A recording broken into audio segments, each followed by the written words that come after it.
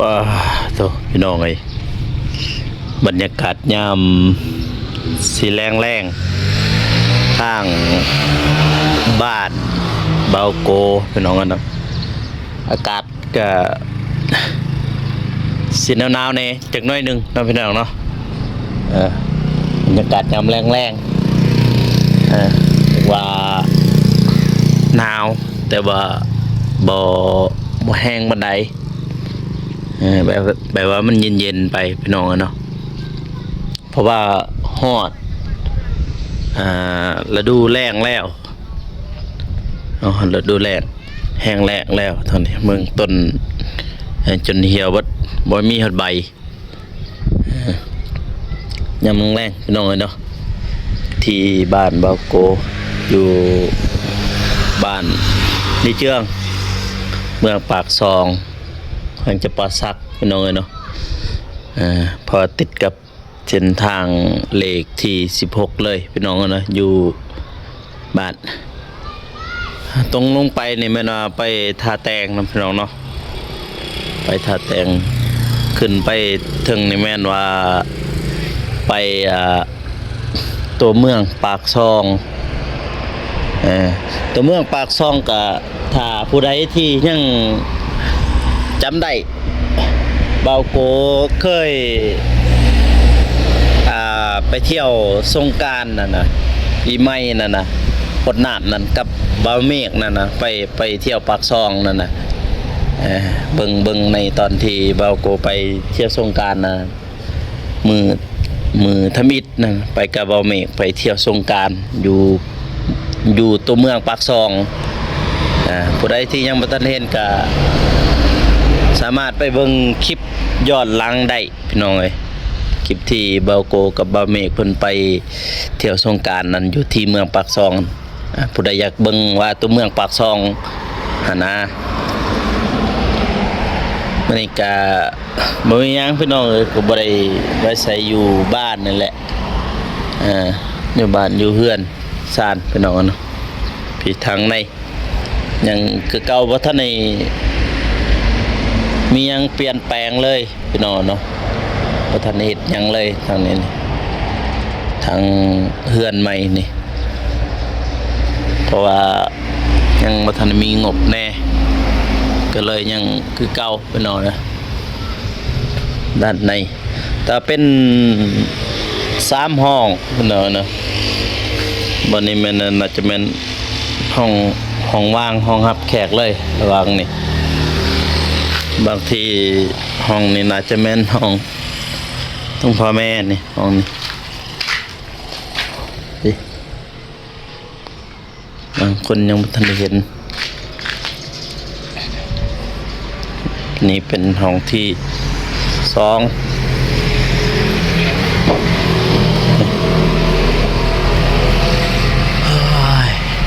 เป็นห้องที่2พี่น้องห้องที่2นี่เป็นห้องที่3พี่น้องเนาะบางทีเบิ่งนั่นน่ะจะเป็นเฮือนครัวเบิ่งนะ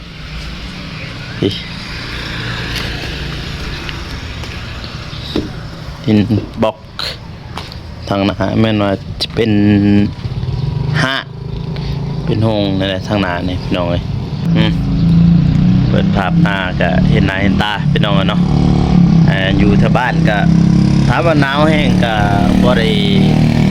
หนาวปานใดพี่น้องเนาะก็พุ่นแหละสิแรงๆประมาณ1 ทุ่ม 2 ทุ่มพุ่นแหละประมาณนั้นน่าจะเริ่มเย็นๆแน่พี่น้องเนาะก็จะเริ่มเย็นๆแน่ก่อนอื่นหมดก็กราบสบายดีเด้อพ่อแม่พี่น้องนักบอยอยู่ภายในหรือว่าต่างประเทศก็ยินดีต้อนรับเข้าสู่ช่องเบาโกสนบทสอบพวกเราพี่น้องเนาะบางที FC เพิ่นว่าให้หน้าให้ตาไปใช้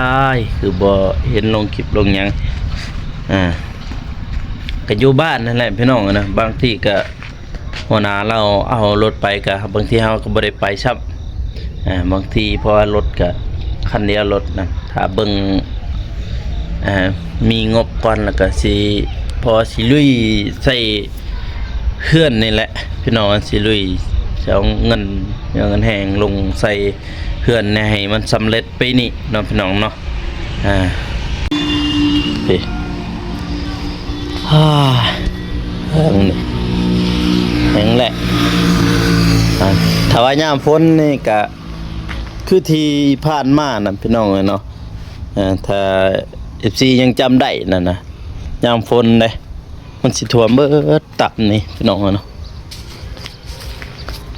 ตามนี่ท่วมไปหมดตามหนองนี่เป็นโรง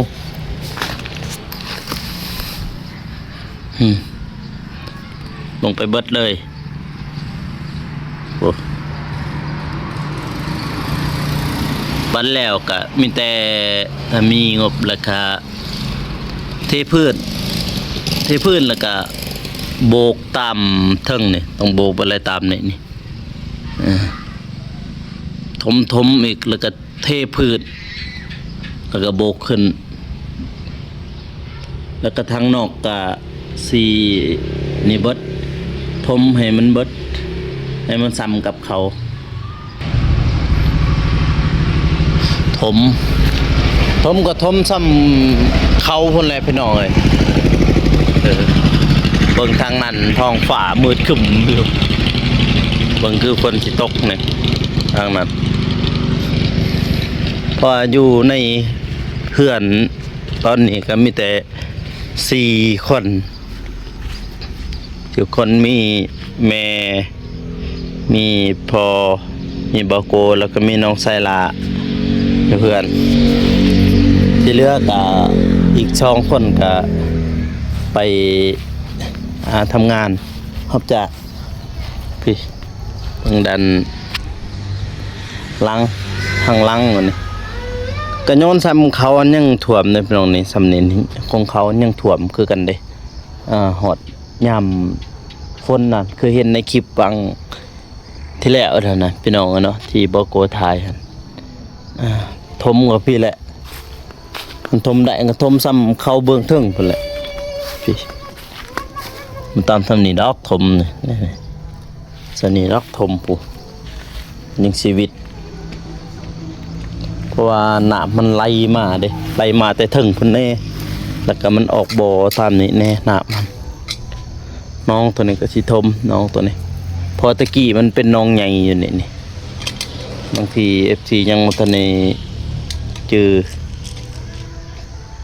มันเป็นน้องใหญ่เลยท่านนี่เนาะพูนหอดเทือนเขาพุ่นแหละหอดเทือนล่างนี่ไปแหละนี่ไกลหัวไปอีกน้อยนึงน้องเบื้องเทิงก็พูนสนเทิงพุ่นแหละกี่นี่พูนหอดเทือนหาดล่างนั่นพุ่นแหละปูหอดหาดล่างนั่นพุ่นแหละน้องตะกี้มันเป็นน้องใหญ่บัดนี้เขาเจ้ามีเงินแล้วเขาเจ้าทมเพื่อนจังสิ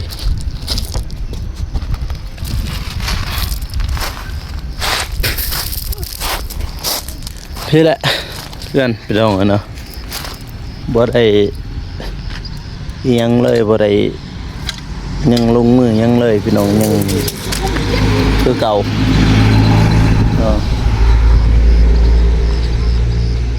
แม่เราขึ้นผู้มื้อนี่ขึ้นผู้แต่เบิ่งท้องฟ้าก็คือมืดครึ้มพี่น้องคือฝนสิตกมันมืดครึ้มหมดทั้งเพราะว่ามื้อนี้ก็คนข้างเฮือนเบื้องเทิงเพิ่นเขาเจ้าเสียชีวิตเราไปส่งสการนี่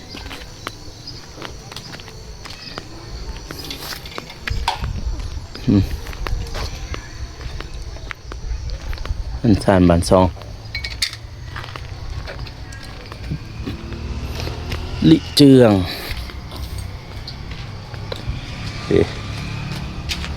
กองลางเปิดกาแฟใส่ละปะใส่เบิ้ลนี่กาแฟ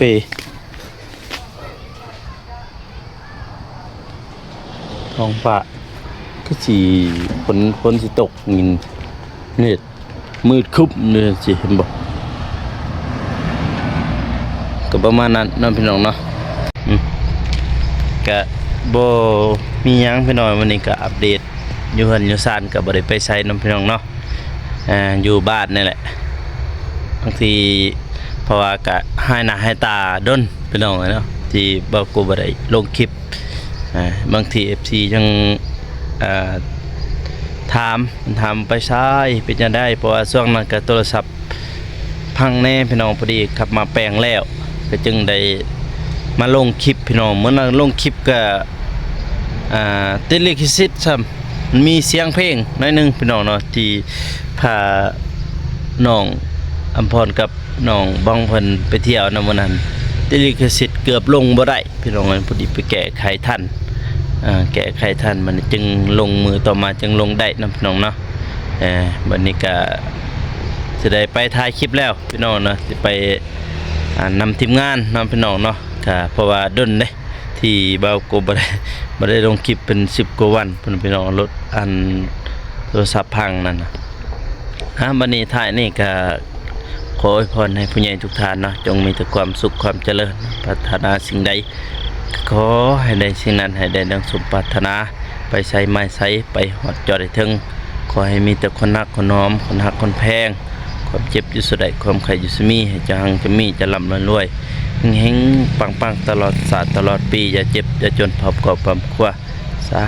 ธุพี่น้องเนาะบัดนี้บ่โกก็สิขอตัวลาก่อนเด้อพี่น้องเด้อก็อย่าลืมฝากกดไลค์กดติดตามเพื่อเป็นกำลังใจให้บ่โกเฮ็ดคลิปต่อไปนะพี่น้องเนาะสำหรับคลิปนี้ขอกล่าวคำว่าสบายดีพี่น้องเลยแล้วเจอกันอีพีหน้าแล้วคลิปต่อไปนะพี่น้องเนาะบ๊ายบาย